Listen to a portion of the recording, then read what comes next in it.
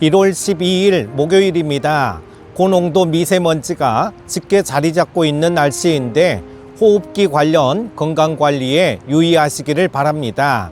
오늘 함께 묵상할 말씀은요, 빌립보서 1장 22절에서 30절입니다. 그러나 만일 육신으로 사는 이것이 내 일의 열매일진데 무엇을 택해야 할는지 나는 알지 못하노라. 내가 그 둘 사이에 끼었으니 차라리 세상을 떠나서 그리스도와 함께 있는 것이 훨씬 더 좋은 일이라. 그렇게 하고 싶으나 내가 육신으로 있는 것이 너희를 위하여 더 유익하리라. 내가 살 것과 너희 믿음의 진보와 기쁨을 위하여 너희 무리와 함께 거할 이것을 확실히 아노니, 내가 다시 너희와 같이 있으므로 그리스도 예수 안에서 너희 자랑이 나로 말미암아 풍성하게 하려 함이라. 오직 너희는 그리스도의 복음에 합당하게 생활하라. 이는 내가 너희에게 가보나 떠나 있으나 너희가 한 마음으로 서서 한 뜻으로 복음의 신앙을 위하여 협력하는 것과 무슨 일에든지 대적하는 자들 때문에 두려워하지 아니하는 이 일을 듣고자 함이라. 이것이 그들에게는 멸망의 증거요 너희에게는 구원의 증거니, 이는 하나님께로부터 난 것이라.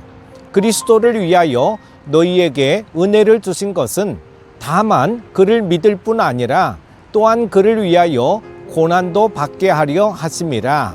너희에게도 그와 같은 싸움이 있으니 너희가 내 안에서 본 바요 이제는 내 안에서 듣는 바니라. 아멘.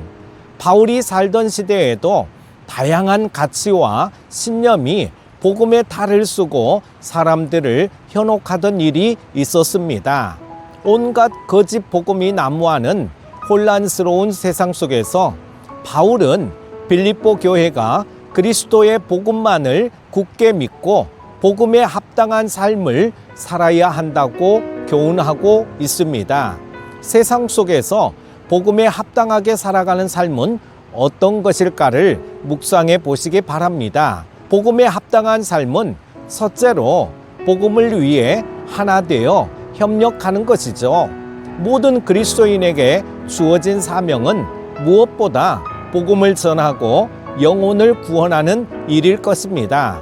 이 일은 절대 혼자 감당할 수 없습니다. 교회가 하나 되어 협력할 때 복음 전파의 사명을 감당할 수 있는 것이죠. 사탄은 이러한 사실을 너무도 잘 알고 있습니다. 그래서 언제든지 교회를 분열시킬 기회를 엿보며 수단과 방법을 가리지 않고 다툼과 갈등을 유발시킵니다. 이러한 사탄의 관계에 휘둘리지 않으려면 교회의 연합을 위해 모두가 자기를 부인하는 자리에 있어야 합니다. 마치 예수님이 영혼 구원을 위해 자기를 부인하고 십자가를 지셨듯이 자신의 권리와 감정을 내려놓고 주님이 주신 사명을 최우선으로 생각하는 태도가 필요합니다. 예수님은 각각 성격과 기질도 다르고 직업도 다른 사람들을 제자로 부르셨잖아요. 그 중에는 로마에 협력하던 세리 마태도 있었고 로마에 대항해 투쟁하던 열혈당원 시몬도 있었습니다. 제자들은 한때 더 높은 자리를 두고 서로 다투기도 했죠. 하지만 주님의 죽으심과 부활을 목도하면서 그들은 복음의 증인으로 온전히 연합할 수 있었습니다. 우리가 속한 교회도 마찬가지입니다. 우리는 살아온 배경도 성격도 직업도 다르지만 복음 전파를 위해 협력한다면 우리의 연합은 전도의 강력한 도구가 되어 세상을 변화시키고 모든 민족에게 복음을 전하는 일에 귀하게 쓰임받을 것입니다. 두 번째는 반대를 담대히 맞서는 것입니다. 복음 전파의 역사는 박해의 역사입니다. 그렇기 때문에 복음에 합당하게 살아간다는 것은 대적들로 인한 고난을 두려워하지 않고 담대함을 잃지 않고 복음을 전하는 것입니다. 바울 역시 복음을 전한다는 이유로 옥에 갇힌 상태였습니다. 그 상태에서 바울이 얼마나 열악하고 고통스러운 시간을 보내야 했는지 우리는 상상할 수 없습니다. 감옥에 갇혀 고통받던 바울은 대적들의 위협과 공격의 무게를 누구보다 잘 알고 있었습니다.